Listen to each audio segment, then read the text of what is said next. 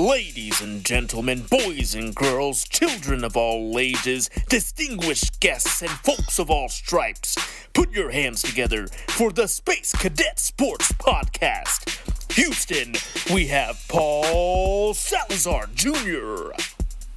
Hey y'all, welcome back to the Space Cadet Sports Podcast, your Houston sports podcast for diehard Houston sports fans from a diehard Houston sports fan. I'm Paul Salazar Jr., your favorite diehard Astros fan podcaster. I'm an actor, digital content creator, writer, creative multi-hyphenate, and of course, I'm a proud Houston native, and I have the receipts to prove it. Mama Ninfa was my actual mama. Kidding, folks. We joke around here sometimes. I've spent the last decade or so as a comedy writer in LA, and now, I'm podcasting. That's what happens when you hit 10 years out here. You wake up one day realizing you have to moisturize daily because you live in a desert surrounded by the most beautiful people in the country, and you start podcasting. Welcome to said podcast. Space Cadet Sports was started as a passion project because most media is infuriating. As a diehard long-term fan of the Houston Astros, here we aren't doom and gloom casual Astros fans, or worse, the national media haters. We love the team and root them on, but we also want to discuss the ins and outs of our team without too much homerism. Keyword there is we try. Welcome returning listeners and welcome new listeners to what my brother calls the Paul Broadpod Ball Blog. Hey, brother, check out spacecadetsports.substack.com for the full blog experience or the full blog experience, depending on how you interpret my pronunciation of the word there. We all know I'm Mr. Mumbles over here. I don't always enunciate quite well. We are recording this transmission here in sunny LA. I'm joined as always by my co-host and co-producer, the Roz to my Frasier. Carla the dog is here with me. Listeners of the pod know that she may get on mic from time to time. She's got the hot takes on this podcast. On this episode of the pod, we are putting our money where our mouth is and looking at this roster and projecting what the wins and losses for the Astros are going to potentially be and how we think the season could go. We are wrapping up our spring training preview and we are getting ready for some Houston Astros baseball.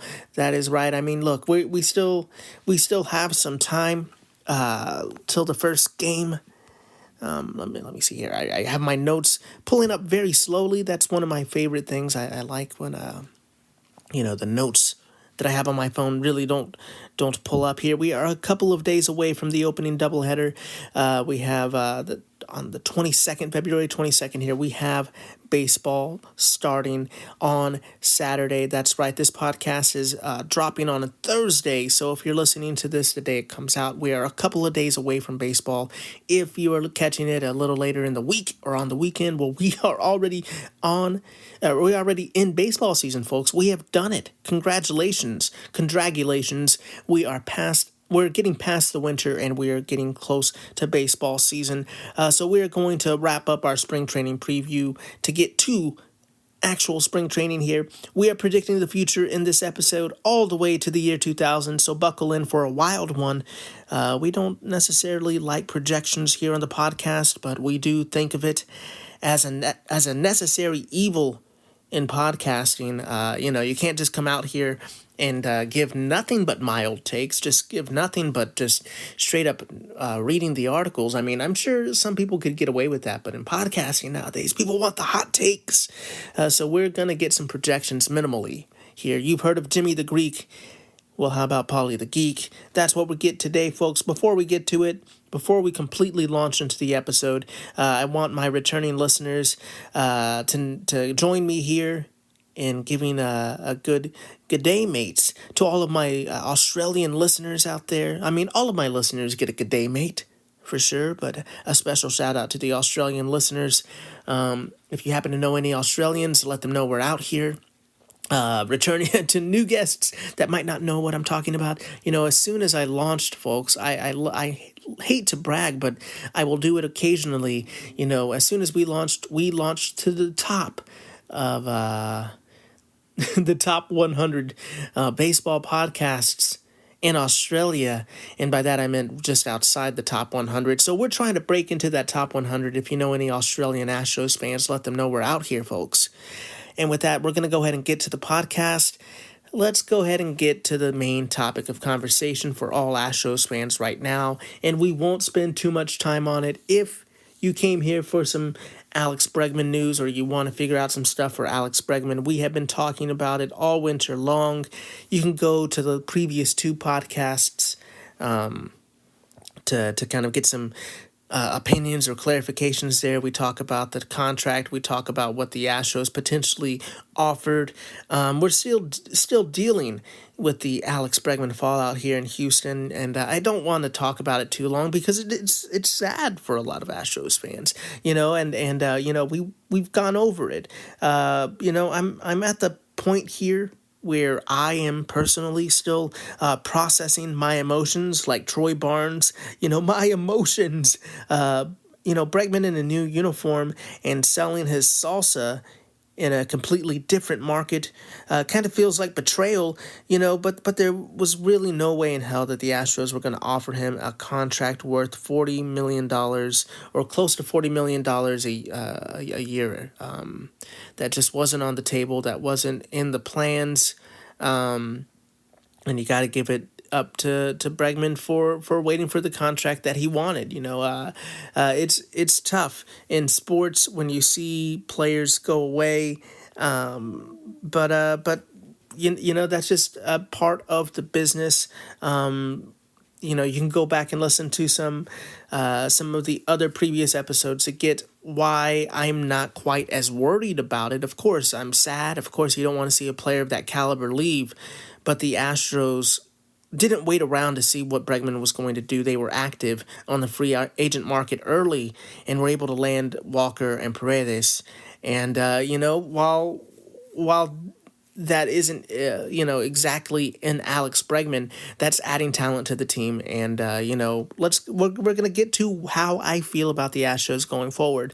But while we didn't get Bregman, we did add yet another infielder. It seems like that has been a reoccurring theme for the last month. The Astros sign an infielder. I guess Altuve has no chance to play second base this season when we have 50 veteran second basemen now. Obviously, that's a sarcasm. You get that backslash S for those internet users. Brendan Rodgers was added to the Houston Astros. He is a 28-year-old veteran that plays middle infield. He is from the Colorado Rockies. His, baseball savant page, it says he likes to hit the ball hard at a big rate. His spray chart looks to play well at Dyken Park with its shallow left field. But it really, I'm not saying that this guy is going to have a huge impact on the roster. He really he could, him and Guillorme, they could have bigger effects on the roster going forward. But really, more than anything, it's really saying that the Astros are committed to getting Altuve some playing time in left field this season. I think that's really the biggest takeaway here, more than anything. I think I want to give everybody a big calmate. Let's use this as an opportunity to bring out the official Space Cadet Sports Houston Astros panic meter for this season. That's right. In 2025, we couldn't even wait till March to bring out the panic meter. Folks, you're wringing your hands too much. Everybody's worried. I think Brett, is Altuve not going to play second whatsoever? What's that going to mean? I think we should just take a quick step back here. Everybody is freaking out now that we don't have Bregman and his salsa, but we still have a great team, as I was saying earlier, as I've been saying on the podcast. People are freaking out because some comments from the organization reflect that they are going to have to work harder to win the division this season. Yeah. That isn't a bad thing. That isn't admitting defeat. That isn't saying the golden era is over or the window is closed. The Houston Astros were a blessed organization. And as a result, we were really spoiled as fans. But we all knew that the reality was that most players are going to walk, and we'll keep 2 to 3 players to build a core around. That's how most teams operate. It's only in video games where everybody gets re-signed and stays with the team their entire careers. It's a great thing that our front office isn't just resting on their laurels, not signing Bregman and just throwing out Dubon and Singleton back out there without even trying to see what other options are available. Even renegotiating with Bregman seemed like a move that they wouldn't have done in the past. But the reality is, if the Astros want to keep competing with the Dodgers and the Yankees, this team has got to invest to bring in talent and keep the winning going. These teams spend a lot of money. To keep the window open, for the Houston Astros, they are going to have to spend some money to make sure they compete with some of these big teams out there. You can't just lose a player like Bregman. You can't just trade away a player like Kyle Tucker.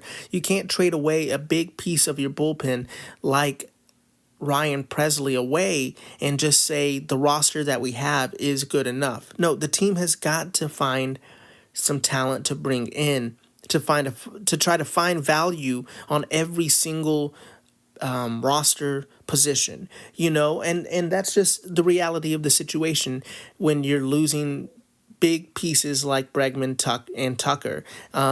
So I think it's a great thing that the organization is looking to find some value on every single every single person on the 40-man roster, every single person that is going to be on the opening day roster.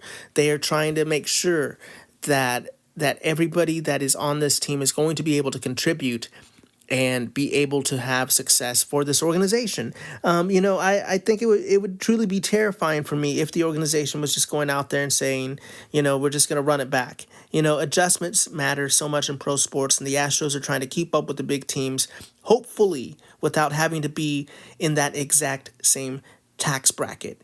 The fact of the matter is, Jose Altuve is an aging star.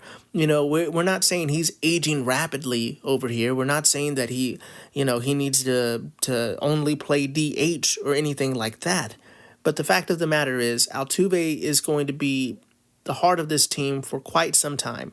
And apparently the Astros have approached Jose Altuve this past offseason to present the idea that a move to Daikin's left field could be, at some point, a really great option for Altuve, seeing that he's going to be an Astro for life. At some point, the reality is going to be that we could have better options defensively at second base.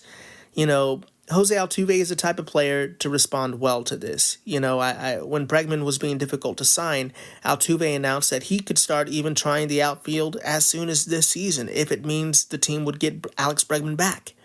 When it was obvious Breggy wasn't coming back, Altuve and the team came to the conclusion with the current roster and the current outfield free agent market and the large options of veteran infielders, I'm trying to say. Maybe it would be the easiest option for the team to bring in some infield veterans instead of some of the weaker outfield options. And yes, this does kind of suck to be a minor leaguer on the Houston Astros right now. But I don't think this is Dana Brown saying that these prospects will never be ready. But it's more of him saying that they're not exactly ready right now for this season. We can't wait for them to be ready. We want ready players now to win this division and keep the window open. It can be tough, I know, for some of the guys, but this could be motivating for some prospects, that we just have to keep trying harder for our shot and get on the team. But, I do admit, for guys like, maybe like Zach DeZenzo, it really puts the pressure on. His window is right now. And for guys like him, this could be a tough winter to keep seeing the Astros sign these veterans. But hopefully that just makes him that much more ready to come into spring training, ready to hit, ready to show that he could field the outfield, ready to show that he has versatility for this team. And the team doesn't need to worry about those veteran contracts. They have young talent.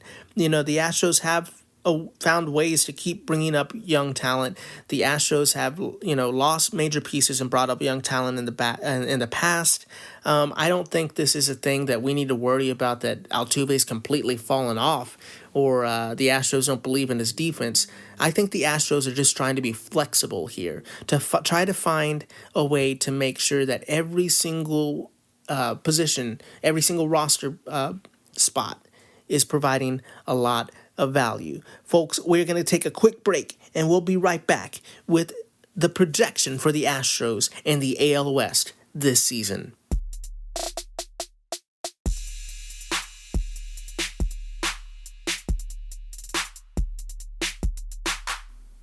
Welcome back, folks.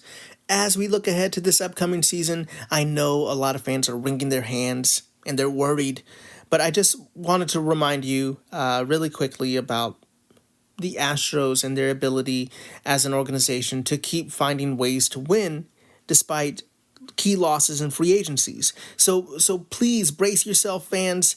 Be ready. Get your emotions ready. But I just wanted to remind you of all the players the Astros have lost in the past and have been able to rebound from. So it could be emotional here, folks, but it's supposed to be an in memoriam for those that the Astros have lost to free agency. Cue Sarah McLachlan, the Springer, Cole, Justin Verlander, Carlos Correa, Yuli Gurriel, Charlie Morton, Yusei Kikuchi, Justin Verlander again, and many more, and now Bregman. I know it hurts. I hurt. That's what I hurt, is what what that came out as, because I do. It's hard to hear those names. Dallas Keuchel. There's plenty more. Jose Urquidy. There's so many players that this team has lost, but it's like, a breakup. After a breakup, you think you'll never love again, and then your bestie reminds you of all the clowns and monsters that your life used to revolve around. And while none of these players are La Toxica, the metaphor, kind of works. Life moves on, and good things and hope will continue once you wash away the emotion. This team still is good. It looks great. And once again, the national narrative is about how the Astros have taken a step back and are going to regress, and how the Astros window is closed. And then all of the guys on John Boy give each other high fives and pretend that they're journalists instead of conspiracy theorists. Look, the Astros might be looking to have a more competitive division this season, but these cries and wails are too much. It's clickbait. It's them saying what is going to sell papers. Well, obviously, they don't sell papers anymore, but what's going to get those clicks?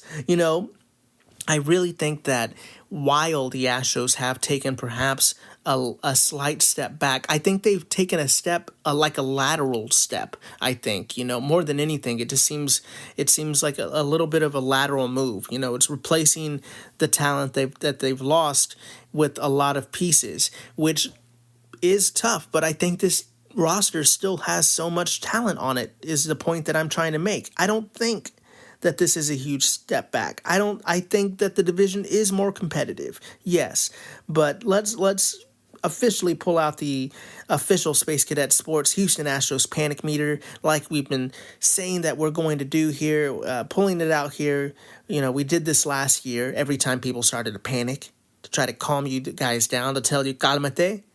And it looks like we're going to have to do this again. And the meter is saying that it's February. It's spring training. It's not even March yet. That's right. Cut it out. I'm going to Joey Gladstone you. Cut it out. Folks, it is way too early to be panicking this much. I think this team has a lot of talent on it. I think that they have they're a great organization that knows how to win. Let's see how they do. Let's see how they play. Let's see the roster as constructed. So before we get to our projections for the Houston Astros, let's take a quick look at the entire AL West here. And it looks like the Los Angeles Angels of Anaheim are sadly just going to be the worst. And you got to feel bad for our boy Kikuchi. He went from a great pitching organization, he got his groove going and pitched into a contract, but for frankly, a disaster of a team. And this isn't shade, fam. This is just analysis. A team that had Ohtani and Trout and is just this terribly mismanaged from the top down, and now they can't even get projections to say that they'll be better this season than the only other organization in baseball that is somehow more mismanaged in the A's. I really do feel for both of these fan bases.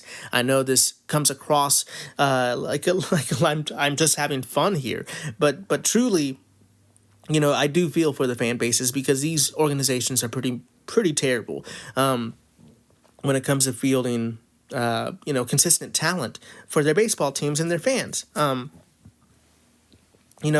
the Angels are projected to be the basement floor, the Sacramento A's, and that sounds so weird to say, but the Sacramento A's don't seem to have much more optimism around them. But it is obvious that some of their young players on the A's are absolutely undeniable. And, I think they're saying that they will find a way to translate that talent into some, accidental wins. I don't even, obviously they're going to be trying to win baseball games, but I'm just saying that team just doesn't look very serious. The ownership doesn't really seem to care for it. I don't even know what to say, but it would be a huge shock, not just to me, but the entire baseball world, if these two teams find a way to make some noise and compete for the division. I'd say maybe the A's and their young talent could be a couple years away from making some noise, but I really don't trust this team's management to do anything that is forward thinking or productive for getting a good baseball team out there. And yeah, I really, I feel bad for both of these fan bases. I'm sure that if they had an opportunity to break down the team, it would not be very optimistic and probably be a bigger roast session than that might have appeared to be. Now for the rest of the group here, FanGraphs and the projections from MLB.com basically have the three other teams in the AL West as close to a tie as almost statistically possible without it seeming like everybody's just saying we're going to tie, which is absolutely frustrating. It's frustrating. It's disrespectful and churlish, to quote Keegan-Michael Key. I do, however, think that in most of the projections the last couple of seasons, the Astros almost never looked that great. I should have gone back and looked to see how the Astros have fared against projections in the last couple seasons, but I always feel that the Astros don't do well because their players and their farm system are so poorly scouted. And not that the scouts didn't care to scout them, but they just they're always raw prospects or players that aren't always towards the top of prospect lists. But the Astros have had success. And they've had the success that they've had in the past because of the coaching and the development, and sometimes projections can just be behind the development of some of our team. Because no offense, I love all of them, but sometimes the less developed and less shiny prospects are the prospects that we have on the Astros. The years that the Astros have deep postseason runs, these types of players step up and play outside of themselves. So and sometimes they remain consistent. Guys like Framber Valdez and Christian Javier, those were guys that at some point were completely unheralded, stepping up into big moments and seemingly playing outside of what we expected from them. But with some consistency, you see that these players have developed into some great players. So I'm saying that I really think that it's hard to project that kind of things. Those kind of things. You project players that have more potential behind them and have a little bit more eyes on those prospects. So sometimes I feel like the Astros, because of the way that they work as an organization, don't always have the highest projections. But let's take a closer look at these projections to see what the experts are saying here. Number one in the AL West is going to be the quote-unquote Texas Rangers. Arlington is the favorite to win here, and favorite is said with some sarcasm. Of course, it really does feel like a three-team tie here at the top. They're the favorite to win with 33.6% chance to win the AL West from FanGraphs projections, which is truly the most Arlington thing there is. Even in this non-trophy winning situation, in this projection, they can barely muster a majority. They win by 0.03 of a percentage. I do understand why they're the top, because when you're putting this team together on a video game, when you're ranking everybody by video game rankings, this team has so much talent on its roster. This team was able to play spoiler against the Houston Astros a couple seasons ago and won the World Series. So this team has some momentum. This team has some youth. This team has a lot of talent. But last season, Texas had so many injuries. I mean, truly, so did the Astros. But some teams stay ready and can be consistent. The Rangers had a fall from grace after their World Series win. Definitely a World Series hangover season. I think the Rags are going to have a solid season. All jokes aside, all shade aside, I think the Rags are going to have a solid season. But I don't think that they are so much better than the Astros that we really need to, fear them. I think we should respect them as a team. I guess the team should respect them, because I don't know if I can. But seriously, the Astros are going to have to get into, the Astros are going to have to not get into tough stretches this season like they did last season, where there was some losing streaks and there was some tough patches. I don't know if they can afford that, as they were able to kind of get away with last season. But at the same time, I'm not too worried about that. I think getting kind of last year was a very transitional year. Last year was a year where Joe Espada was new at the helm. There's going to be more consistency this season, I believe, from Joe Espada and from some of the veterans. I know we have new additions, and it feels like we're in another transition. But I feel like last season was the beginning of the transition in the clubhouse. People are feeling that transition, and that they are going to be more consistent this year, I believe. I think a steadier hand from Joe Espada will be there. But not that he did a terrible job last season. He maintained his composure and he didn't panic. He did not let that official panic meter rise too high. And I think that's going to be key for the Astros against a team like the Rangers. The Rags seem to have pitching again. If they can stay healthy and if they can get a percentage of the offensive power they used to have, they can be a very frustrating team to deal with. And if they happen to soar to those offensive heights that they did in the World Series season, they could dominate. So that's not saying that the Astros can be a secondary team to them, as much as that the Astros, in order to maintain a pace that the Rangers can have if they're firing at full cylinders, won't be able to have tough stretches. Let's see who else the West has said. Let's see what the projections say for the second place team in the West and how the Astros can deal with them as well. Second place, obviously, it's going to be not the Astros here. It's going to be the Seattle Mariners. So we have the See Us Rise Mariners with star free agent signing Jorge Polanco. The Mariners are given a 31.6% chance of winning the AL West. Very, very small percentage behind the Rangers, of course. Look, the Mariners seem to be running back the same strategy that they've had the last couple of seasons, with the scariest rotation of starting pitchers a regular season team could have. That rotation is downright nasty and will not be fun to deal with. If the Mariners could get to the playoffs, that rotation goes from nasty to almost a sure bet. And that also goes with the caveat, if they had offense.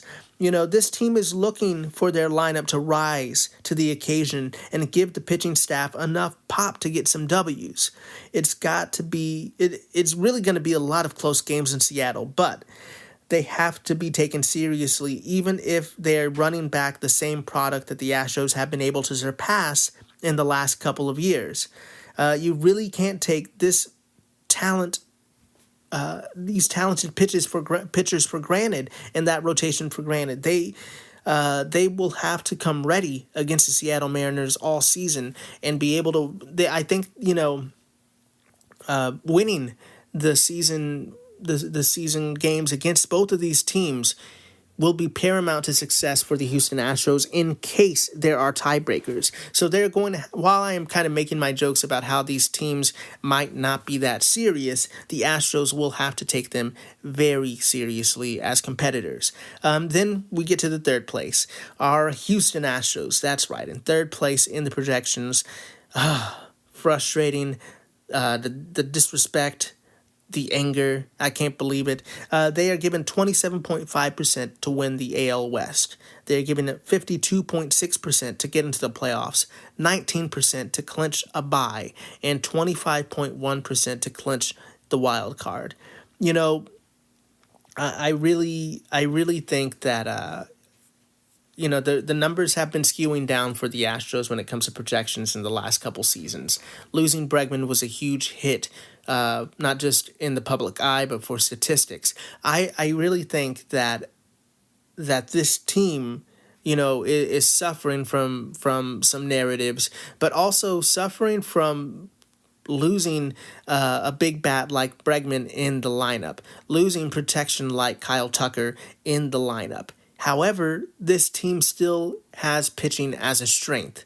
I really think that these Astros, I'm feeling pretty positive about them. I know that's kind of my brand. I know that's kind of my what I do. However, let's explain this positivity. I think one of the biggest reasons I'm positive is because the roster really, for the amount of money that Jim Crane wanted to spend, Dana Brown really did a lot of work to say that he is not content with the same team. He is looking at roster position battles and not just, assuming a depth chart. We're looking at DeZenzo, Trammell, Gamble, Pedro Leon, and Altuve all in the outfield to see if they could push Myers, McCormick, and Dubon, because we're saying Myers, McCormick, and Dubon, that was pretty good last season, but we need to make sure that we're getting every ounce of competitiveness out of everybody.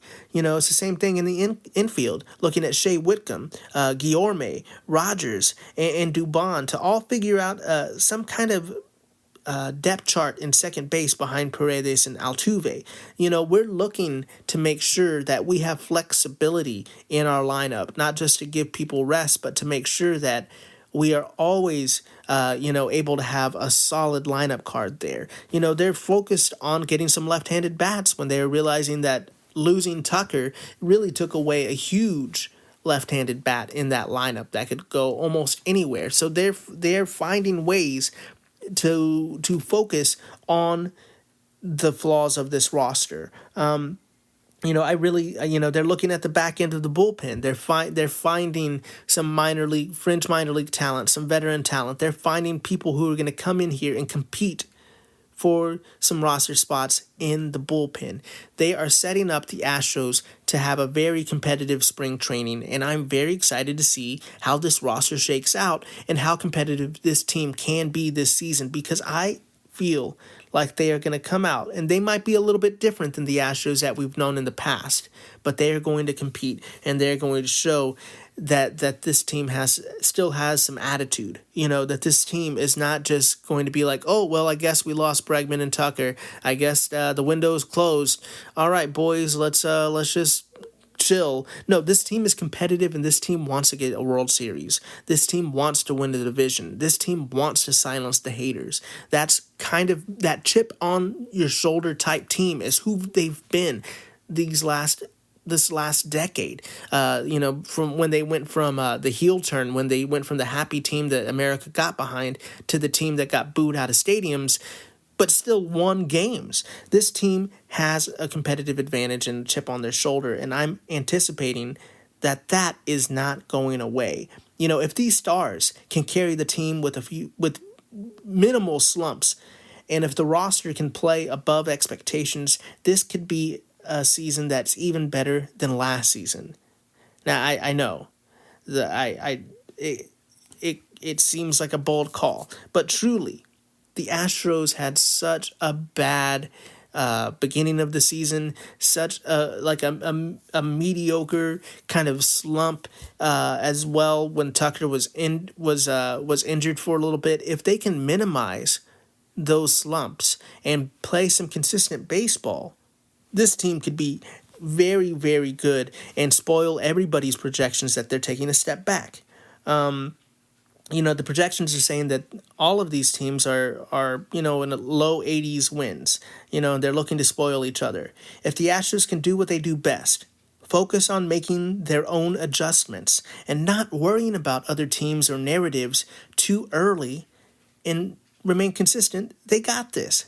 The Mariners are basically the same team with a different manager, but they seem to get lost in the moment. They seem to get emotional. They seem to be thinking about the Astros all the time. The Rangers have had little success, have had a little success, I should say, with the World Series for sure. I'm not trying to completely belittle that, but it's not like they were world beaters before their World Series season, and last season did not look great. So they have had success, but they still struggle from that little brother syndrome as well. And they're always chasing the Astros and always mentioning them in press conference to seem cool. The Astros have been through so much as a team. And while they have two new big members because they lost two of their older members, they will go. They got two new players that are essentially replacing Bregman and Tucker, right? Yeah, if Paredes and Walker go as the Astros go, they go as Altuve and Yordan go, they go as Framber, goes when Framber is being chill, the new meditative La Grasa, they're going to be okay. I think we trust this preparation. The Astros have been through so much. Like I said earlier, I'm thinking about all these intangibles. These Astros are truly my favorites to win the AL West. I'm not FanGraphs. I'm not MLB.com. I am your, neighborhood-friendly Astros fan. I know. It's my job to go out here and say that they will win the West. But I truly believe that. If I didn't believe that, I wouldn't be projecting it. I'm saying they're winning the West. I'm locking it in, folks, making my projection now, and I say the Astros will win this season. Mark it down, write it down, grab a pen and paper right now. I'm saying they're getting 90 wins this season. And I'm saying they win the division. Last year, I was a couple wins off. I believe I gave the Astros 2 more wins than they got. I could have been 1 win off if they played the last game and won it. So I feel like technically, because they didn't play an extra game, I'm like 1.5 games off, So last season I did pretty good with my projection, and I think people would have said I was being super optimistic when I was doing my projection. So, I honestly think 88, 89 was where I was feeling for my projection for the Astros this season, but I decided to go all in to show you how optimistic I'm feeling with the round number like 90, and thinking that we have a breakout year from one of the younger players that can get hot. Maybe they're a little streaky, but maybe they have a hot year. I think we get, either Myers, McCormick, or DeZenzo pop off this season, and that really frustrates people. And I really think the bullpen figures it out.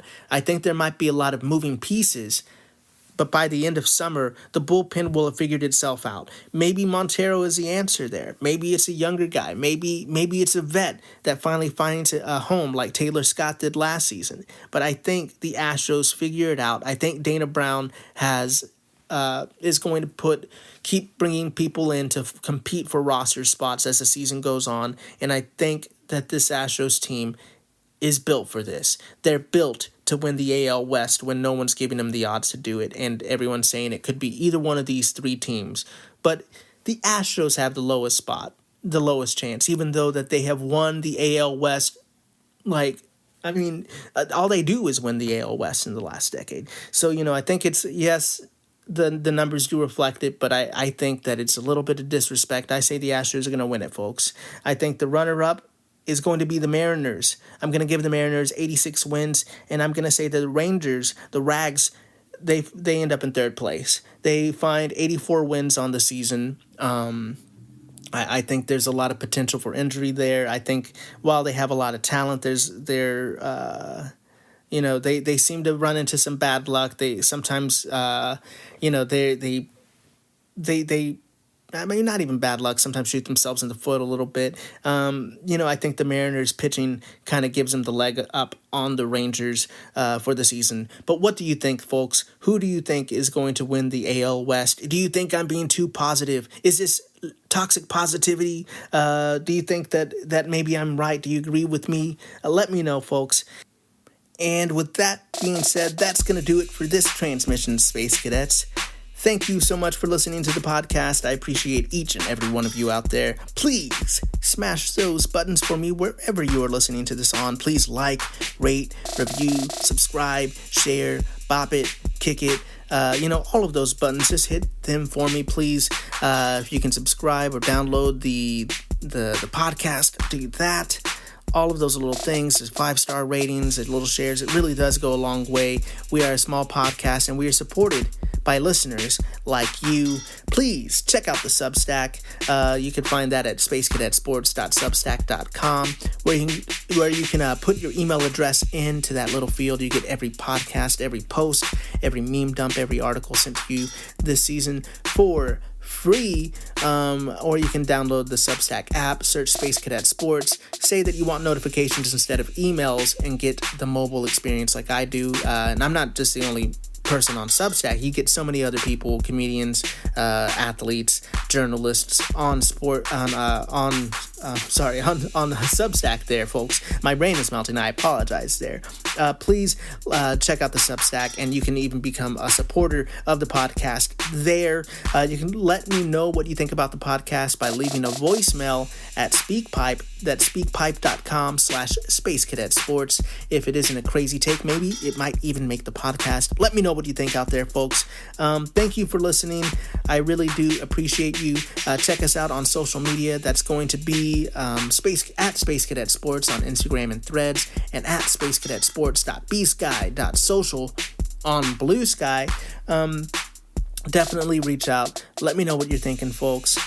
And remember, once again, thanks for listening. Remember to be the best that you can be. Keep your head up, kid. And as always, vamos Astros.